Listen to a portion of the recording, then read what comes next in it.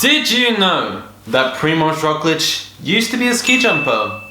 I don't think you did. That is why I am in my puffer jacket alongside some vodka, because he's from Slovenia, close to Russia. They use the Russian flag pretty much. And, you know, Primož Roglic, former ski jumper, he had to wear a jacket a lot of the time as a former ski jumper. Of course, Primož Roglic made the transition from ski jumping to cycling, and just in case you forgot, Primož Roglic used to be a ski jumper. That is skiing and jumping, in case you forgot. Shvipake everyone, and welcome back for stages 10, 11 and 12 preview. Yes, Primož Roglic, the Slovenian, is now in the yellow jersey, and I'm filming this before the result of the COVID tests, so who knows, the Tour de France may be cancelled for all we know. But currently the Tour de France is supposed to be going ahead. At the moment it is Primož Roglic who leads, with Sagan in the green jersey, which will be very important for stage 10. From Ile d'Oléron to Ile de Ré. It's the first time we actually finish on the Ile de Ré, a very popular French holiday destination, one of the largest islands within France. First time you ever have a stage that finishes on 2 islands, which is a very interesting statistic for y'all. This is a pan-flat day. I don't think I've ever seen a day as flat as this in the Tour de France on a road stage. And to be honest, I think the highest we go is about 15 meters above sea level. The fact that this is flat doesn't really matter because we have the wind. We are on the Atlantic coast, running through the Vendée region, beautiful part of the world, and there are bound to be Atlantic crosswinds. And do you know what that means? Echelons. It is gonna cause some havoc. We already saw it in the Tarn region on stage 7 into Lavar. That caused a lot of splits, Tadej Pogačar being the biggest loser alongside Mikel Landa. But now the riders are a little bit more alert. This stage was written down as the one for wind ever since the route was launched back in the autumn of last year. What are my predictions? Well, we're gonna have crosswinds. Yes, I think that's pretty inevitable. That'll make for a really tough sprint and one that's hard to call. Wout van Aert has been there whenever it's got hard and whenever it's been hard to call. Therefore, I think Wout van Aert has a good chance. Sam Bennett needs every point he can get, as does Peter Sagan. Sagan I don't think is strong enough because he's not as good as Van Aert, and he's not as good as Bennett or Caleb Ewan either. In terms of an outsider, I am rooting for Hugo Hofstetter or Clément Venturini.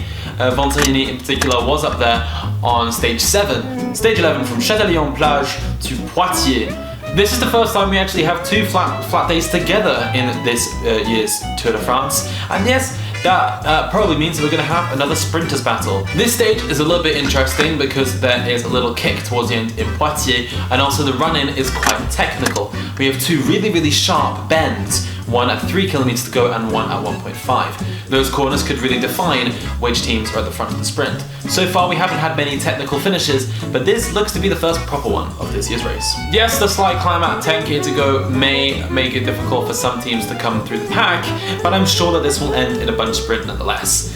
Who am I going to predict? I'm going to predict Sam Bennett, because he's so hungry for a stage win. The Koenig are very good at these technical finishes because they've managed to usher their riders through very well. So I'm going to say Sam Bennett for this one. But in terms of outsiders, I've already mentioned Hofstetter and Venturini, but I'd also like to throw one of the riders from NTT, such as Ryan Gibbons or Edvard Boasson-Hagen, into the mix. They just lost Nizzolo, and Gibbons was looking pretty good on the run-up to this race, and Edvard Boasson-Hagen actually managed to get a top 3 the other day.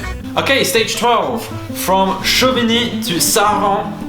This is the longest stage of this year's Tour de France, over 200 kilometers long, and we have 4 categorized climbs. We have 2 category 4s, a category 3 and a category 2, at the Suc au Marie, I believe it's called. Yeah, that's the name. It's 5 kilometers at 8.8%, which will make it very difficult, and it comes within the final 30 kilometers of the stage. There's also one of those magical bonus second sprints at the top of the climb.